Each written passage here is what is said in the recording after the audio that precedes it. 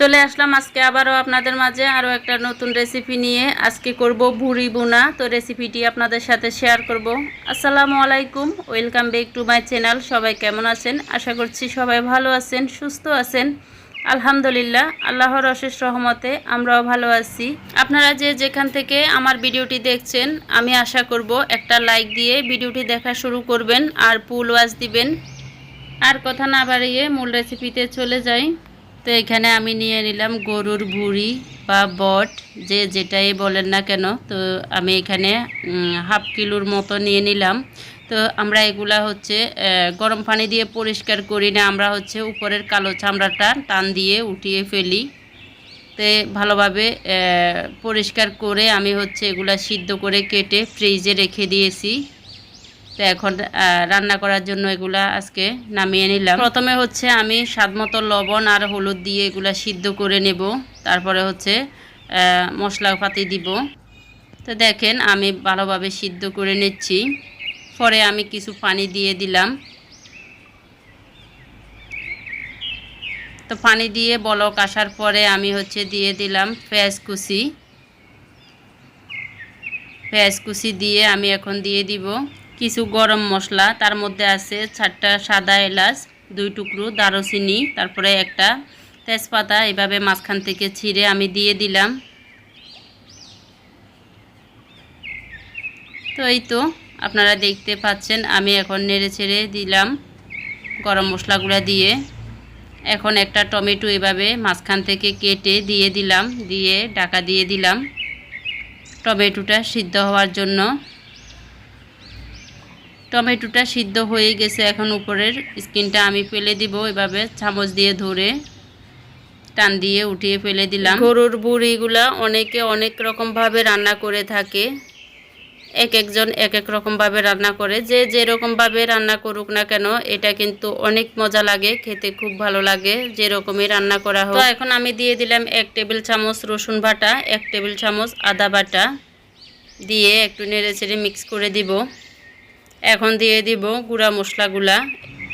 এখানে হাফ চা চামচের কম হবে হলুদ গুঁড়ো। যখন আমি বটগুলা কষিয়েছি তখন আমি 1 চা চামচ হলুদ গুঁড়ো দিয়ে বটগুলা কষিয়ে নিয়েছি, সেজন্য এখন হলুদ গুঁড়োটা কমই দিলাম। দিয়ে দিলাম লাল মরিচের গুঁড়ো 1 চা চামচ, ধনিয়া গুঁড়ো 1 চা চামচ, জিরা গুঁড়ো 1 চা চামচ, গরম মশলা গুঁড়ো দিলাম লেবেল করে 1 চা চামচ, আর বাকি মশলাগুলা হচ্ছে উঁচু করে 1 চা চামচ দিয়ে দিলাম ধনিয়া গুঁড়ো, জিরা গুঁড়ো। তো এই তো সবগুলা মশলা এখন আমার দেয়া হয়ে গেছে। এখন আমি নেড়ে ছেড়ে মিক্স করে দিলাম। এখন হচ্ছে ভালোভাবে কষিয়ে নেব বটগুলা। এই বট রান্না করতে কিন্তু অনেক সময় লাগে। তো আমি এখন ঢাকা দিয়ে দিব। এখন হচ্ছে আমি কিছু আলু দিয়ে দিব। আলুগুলো আমি এভাবে করে কেটে নিয়েছি, আপনারা দেখতে পাচ্ছেন। তা আলুগুলো দিয়েও আবারও নেড়ে ছেড়ে মিক্স করে নেব। তো এইভাবে আমি রান্নাটা কমপ্লিট করে নেব। তো আবারও আমি ঢাকা দিয়ে দিলাম।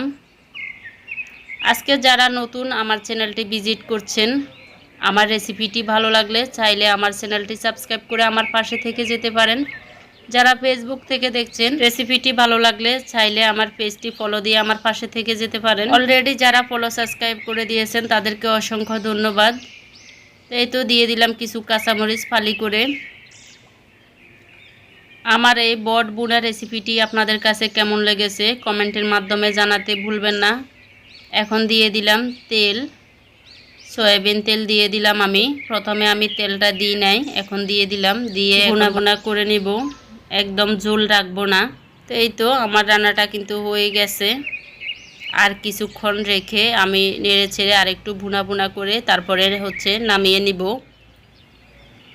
এতক্ষণ পর্যন্ত কেউ আছেন কিনা জানি না, যদি থেকে থাকেন অসংখ্য ধন্যবাদ ভিডিওটি দেখার জন্য। আমি হচ্ছে যাদের ভিডিওই দেখি না কেন ফুল ওয়াচ করে দিই, কাউকে হচ্ছে ঠকাই না।